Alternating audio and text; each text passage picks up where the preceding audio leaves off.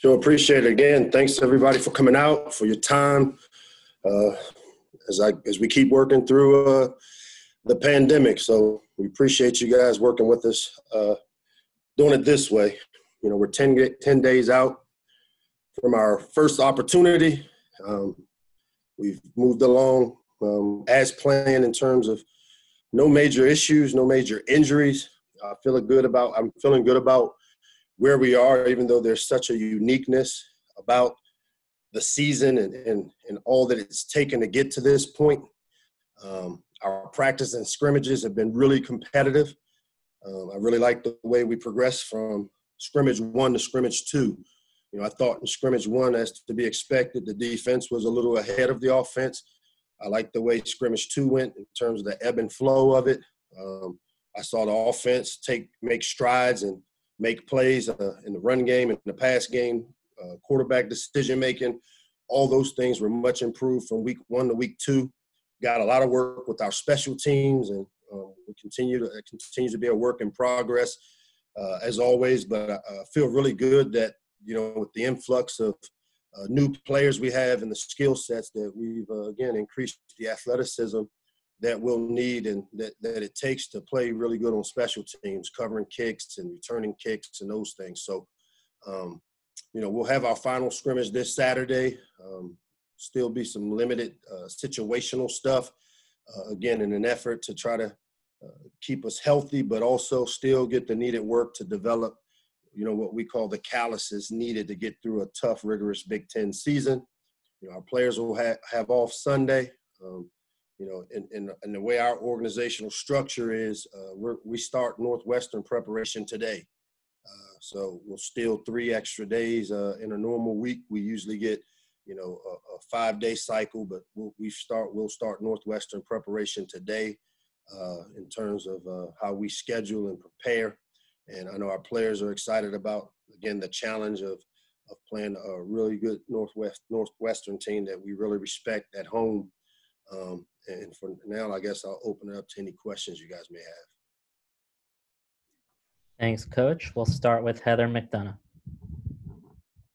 Hey, Coach Locksley, you kind of alluded to it there. 10 days out, just obviously with everything that's gone on this off season. Can you put into words like the emotions for yourself and certainly for your team about actually having this game 10 days away, like so close, it's right there?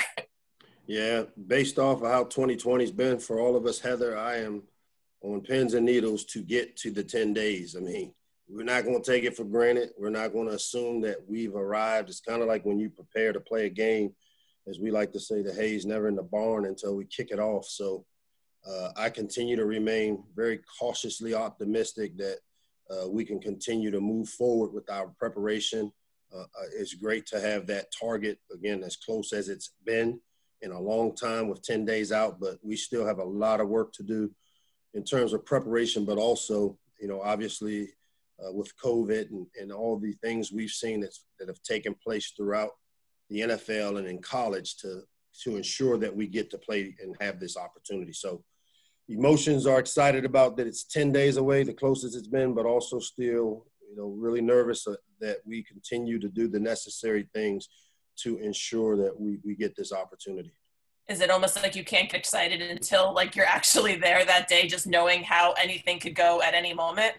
As they say, man, 2020 has been a different year. So yeah, really tough to get overly excited about the future. And again, you know, you guys hear me say this all the time. We focused on today because, again, we don't know what tomorrow brings. And 2020 has proven us right day in and day out that every day is a new day.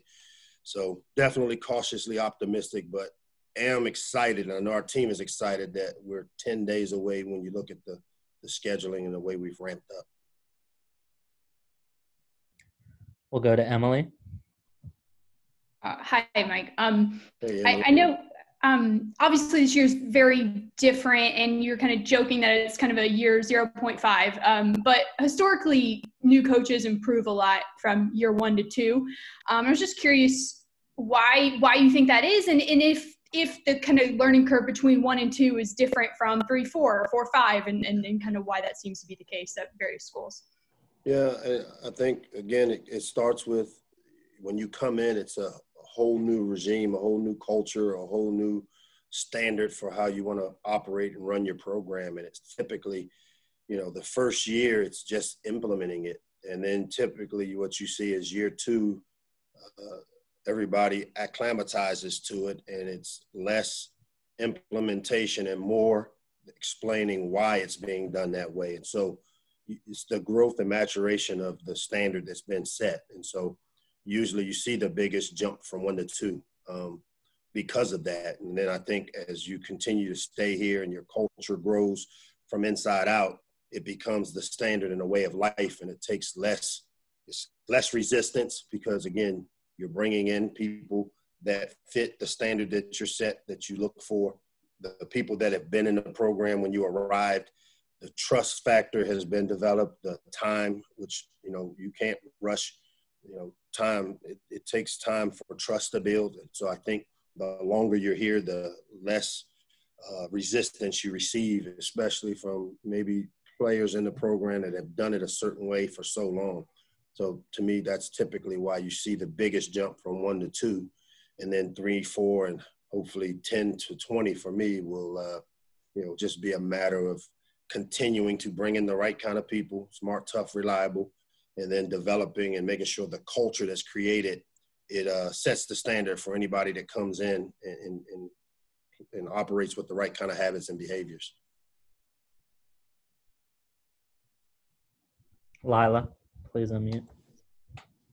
Hey, Lux. Hey, Lila. So I know last week you mentioned that you felt the defense was a bit more ahead of offense. Just from a scrimmage this weekend, what were the biggest improvements you saw all around, and what stuck out to you just from the team's performance overall? Yeah, typically defense starts a little faster because a lot of their stuff they do is based off reaction, and offense is a little more execution and timing oriented. So it takes a little more time, and I thought offensively I saw the biggest jump. Not that the defense didn't play well, because I thought the ebb and flow of Saturday's scrimmage, there were good things in all 3 phases, and the defense made some plays, created some turnovers. The offense made some plays, scored some touchdowns, hit some explosive plays. And that, to me, as a head coach, is how you want your scrimmages and your practices to be. You want to have that perfect complement of good and bad plays in all 3 phases, and hopefully more good than bad. So, I thought offensively what really jumped out to me was just our overall execution. We had some long, sustained drives. I think we had a couple drives over 10 yards, 12 yards, which to me are consistent things where you're operating the mechanics of our system. And I thought the quarterbacks and the receivers and the O-line and the timing was a lot better from week 1 to week 2. Defensively, I continue to see, again, like I said, the increase in athleticism across the board, the massive size inside with our interior run stoppers, bringing in those JUCO guys that have really added depth as well as size, and the physicality has really helped us. And I like the way they're playing the run. So, those are the 2 things that really jumped out from the scrimmage. But the thing I liked most was the ebb and flow of, on offense and defense, both sides really doing some good things, and it wasn't as one-sided as maybe the first scrimmage ended up being. And just as a follow-up, I know something that you've really emphasized over the past year or so has been the team's decision-making, especially on offense. What have you seen from that in scrimmages and practice so far? Yeah, I've been really happy from the quarterback standpoint. I mean, they're all still a work in progress in terms of decision making, but you see less and less of the atrocious, what we call abandoning their training, where they just throw the ball late over the middle, make a premeditated decision or predetermined decision. Those are the ones that, for me, from a quarterback standpoint, jump out. But even up front on the offensive line, I just really feel like the football intelligence that we've created since March has really helped us in that the student of the game part, your players on the offensive side of the ball and defense, are now able to kind of understand or kind of expect what to see based on some of the things we've done to kind of increase our FBI. Adam Rittenberg, please unmute. Hey, Mike, how are you? Hey, Adam, what's up, man? Hey, doing well. Just as far as the league goes, what do you expect out of the Big Ten this year, especially not having seen anybody in non-league play and obviously diving right in to a league game right away?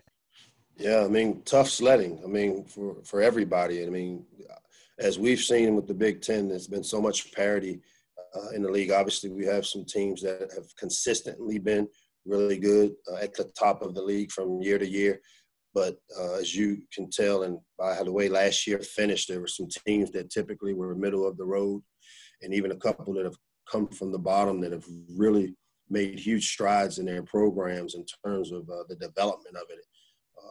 Having been in communication with each of the head coaches over the course of the pandemic, there's no doubt in my mind we've got one of the best leagues, if not the best league, in terms of head coaches and their gamesmanship and the way they prepare their teams. And this is a tough league, and there's a lot of good defense being played in this league.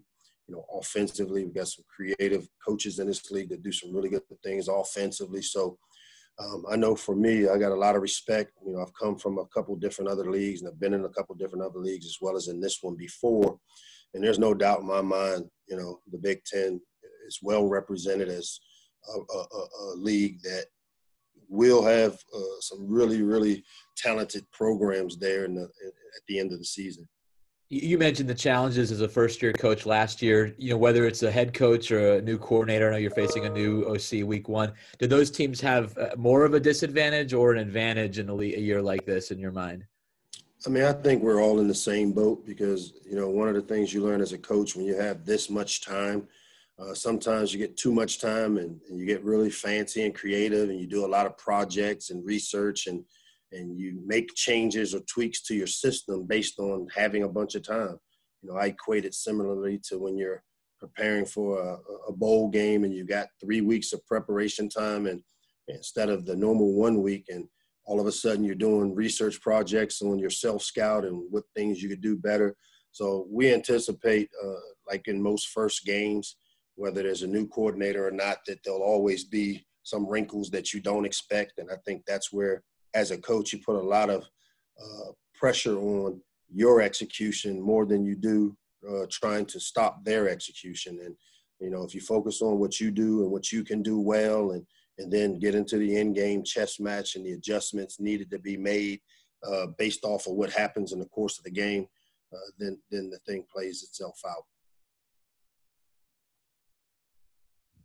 Scott Abraham, please unmute. Hey, Coach Scott Abraham, ABC7. Hope all is well. Scott, what's up? I don't know who the quarterback is yet. That wasn't going to be my question. It was going to be along those lines, but I was going to go easy on you today. All right, thanks. When you are evaluating your quarterbacks, what are some of the things you are looking for to determine a starter? Is there one thing that stands out that you have to see from that individual to be like, yes, he gets it, I feel most comfortable with him going forward as a starter? Yeah, one of the things, and again, like I said, having so much experience now, unfortunately, with dealing with quarterback battles and competitions, whether it was at my previous employment place, whether it was my time here with the quarterbacks that we went through, we have a metrics that we use, and to me, the one that jumps out that I kind of put a lot of stock into is the quarterback drive chart. We keep metrics on every live drive that we have for every quarterback during the course of what we were deemed training camp, which for us ended yesterday. And then we also keep a third down efficiency stat on every quarterback. What the drive chart does for me is it shows exactly how many times, based on the amount of drives each quarterback has had, how many times they score. So you get a percentage of, scores on 48% of his drives. Well, the key to playing and being the starting quarterback is putting points on the board and moving the ball. So the quarterback that does the best job in the drive chart typically is the guy that does the best job of scoring points based on his percentages of drives that end in a score. It has a percentage of drives that end in turnover, drives that end in punts. And, for me, a punt is a good drive. When that drive ends in turnovers, then I'm a little concerned, especially if the turnover comes from the decision-making of the quarterback. So for me, that metrics really jumps out. We keep all the stats during the week of completion percentage, third down efficiency, obviously red zone efficiency. So, but the one that I think really has proven itself to be kind of the tiebreaker for me has been how many and what percentage of the drives that they have. And we typically try to make sure that they have very similar amounts of drives that end in scores. And to me, that's what it's all about. To be a starting quarterback, your job is to score points, put points on the board, not have drives end in turnovers. So that one jumps out to me, Scott. Good question, though. It wasn't vague either. Thank you. Yeah. Oh, I'm normally vague? Just picking on you from last week. No. I deserve it. Alex Stacy, please on mute. Hey, Coach. Hope you're doing well. What's up, Alex? Good. I'm doing well. Thanks for asking. So let's talk a little bit about the defense here. I know you lost Keandre, you lost Antoine, a couple other big seniors, and you have a bunch of younger guys that have to step up into those big roles. So what have you seen from some of those younger guys like a Nick Cross? I know you were talking a little bit about Cortez Andrews like a week or two ago. What have you seen from them? And I guess what are you looking for? What have you seen so far? And what are you looking for going forward? I think the big thing, obviously losing the experience that we had with the guys like Antoine Brooks, and even though Keandre was here for just a year, he just had so much of an impact on our program with just how he went about his business. But we've got some experienced players. One of the things we've done, Ace Ely has played a lot of football. Chance Campbell has played a lot of football. Having Antoine Richardson coming back from injury has played a lot of football for us. So, we've got some key players in some key positions that we think because of their experience helps us. But then it's the influx to me. I think that you'll see the biggest change of the newcomers. And, Nick Cross, every game he played last year, as you saw by the end of the year, he was playing at a really high level. He got better and better. And to me, that's what building a program is all about. It's about, each and every player developing during the course of their time here. And I think you saw that with Nick, and we played a lot of young players, guys like, Levante Gator, who played and started a bunch of games as a returning player for us, and Deontay Banks, who started almost every game at corner. So, their game experience, though they're young, these guys got some tools in their toolbox from the experience they gained going through a tough first year last year. But then when you add guys like Mo Kite and Ami, our big interior defensive tackles who are JUCO guys, not your typical freshmen, been really happy with the way Tank Booker has come along. Lautez Rogers has had a great training camp and have been really pleased with, how he played this year, whereas last year he was a guy that really didn't do a lot for us. But to see just the maturation of him in our program will really help us in, adding players, like Jacorian Bennett to the corner position spot, getting Kenny Bennett back from injury. Not necessarily the impact players that have been around here doing it for a long time, but I think what you'll find by the end of this year, you'll see that some of these really talented players that are young in age, but maybe a little more longer tooth with experience because of going through playing a bunch last year, hopefully will benefit us. Thanks. Yep. We'll go to Dave Ginsburg. Hi, Lox. How are you? Dave, what's happening, man? I'm very good. I want to know who the starter is, since you already have mentioned that you're not going to tell us. But do you have cause for concern that between those two guys, they have 15 passes in college games? Obviously, you're going to be dealing with a lot of inexperience. Yeah, I wouldn't say I have cause of concern because I've got a lot of confidence in our coaching staff that we'll have them prepared to do the things that they need to do to be successful. Now, as we all know that have raised kids, sometimes you don't know what you're going to get from your 18-year-old when they go out on a Friday night and make decisions. So that part of it, we still haven't mastered the ability to control that piece. But I think both of those guys, like I've said before, have really made huge strides in understanding our system. All four of them, I've been really pleased. I keep saying David Faust and Eric Nigerian are both, because of the expectation we have that with COVID, it's going to take from the number 1 player on our team to the number 110 player. That's been the challenge for me, is we've got to get them all prepared to play, because on any given day, we can get a positive test and, the game doesn't stop because one guy can't make it. And so I've been really pleased with the quarterback room and the job that Scotty has done with those guys in their preparation of understanding our system. And, for Lance, he's going through it a second time, being in year 2.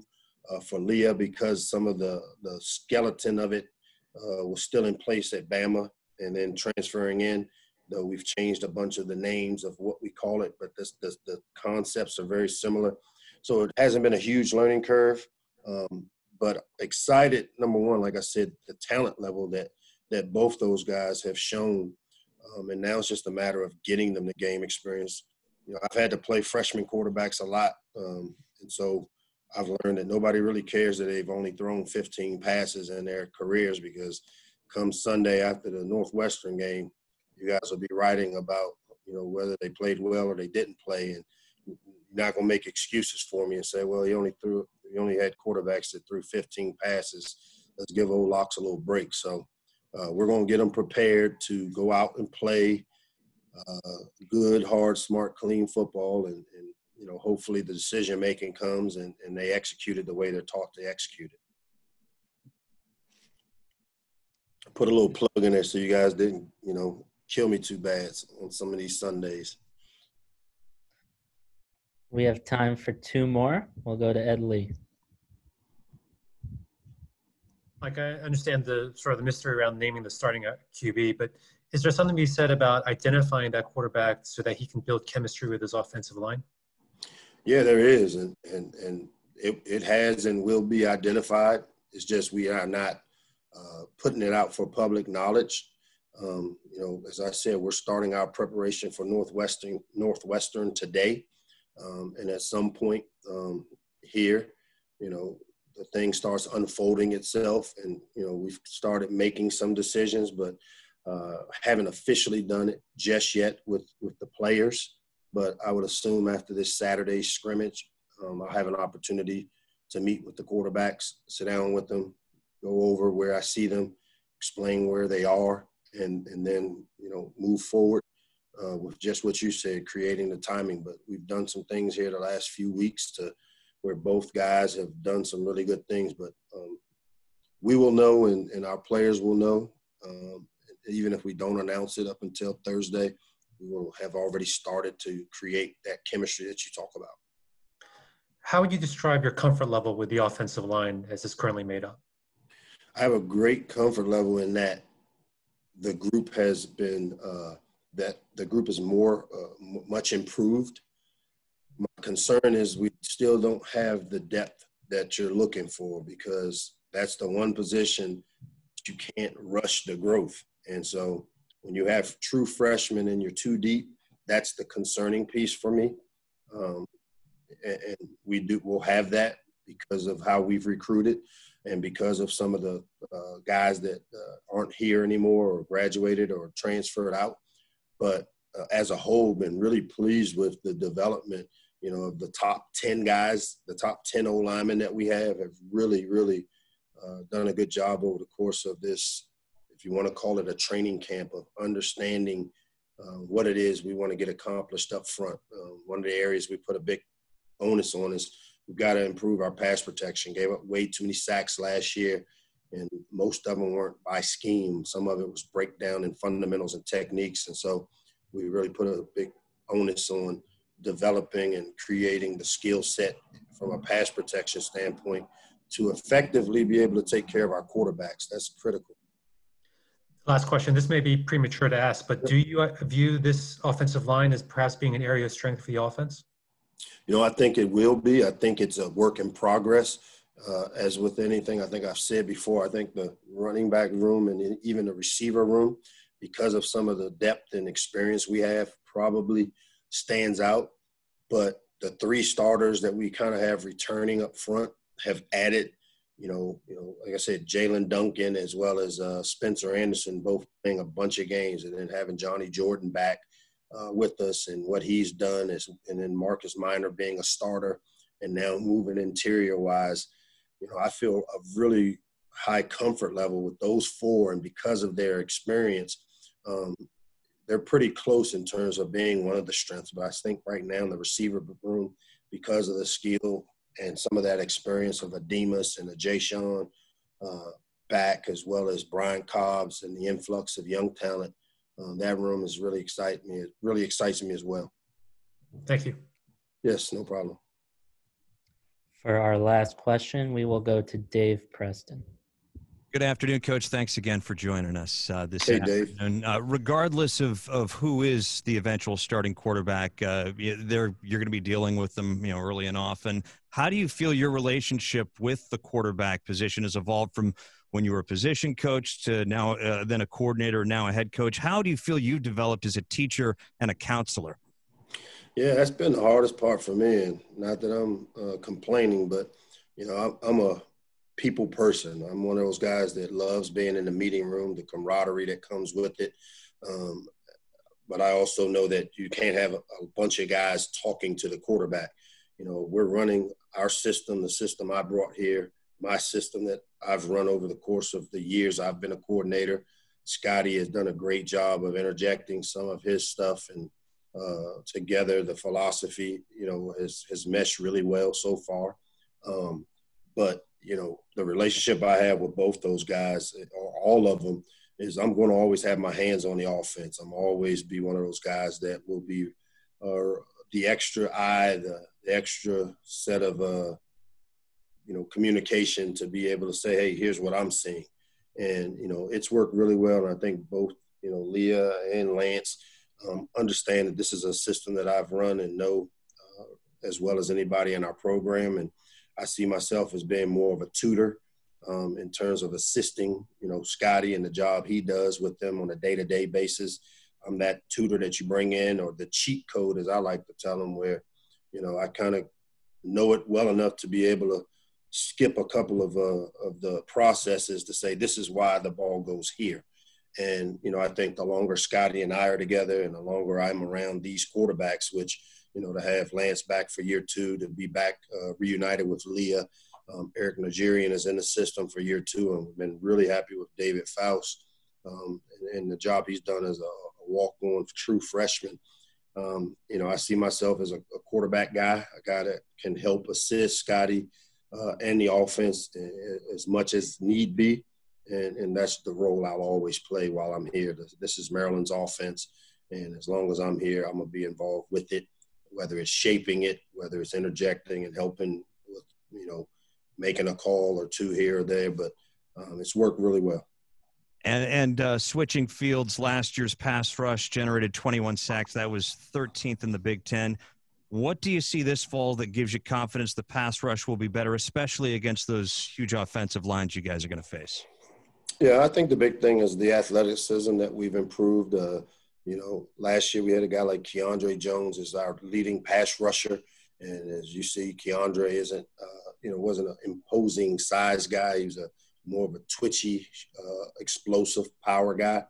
But we feel good with the addition of, Joe Bolabatelli and Lautez Rogers coming on, and been really happy, having McCullough back healthy to be able to add to the pass rush. Some of the young, talented players, Frankie Burgess jumps out as a guy that's really done a good job and shows that he'll have some pass rush ability. But also I think some of the scheme, as with every year we look at what we do, and I've been really happy with some of the new nuances of our defensive system and scheme that John Hoke and the staff have put together.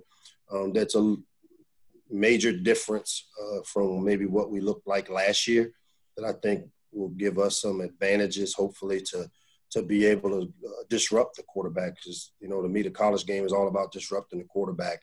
And when you look at, some of the new things and, the new system that he's put in, I think it'll create some problems for people, hopefully, that comes with the territory of running that style of defense.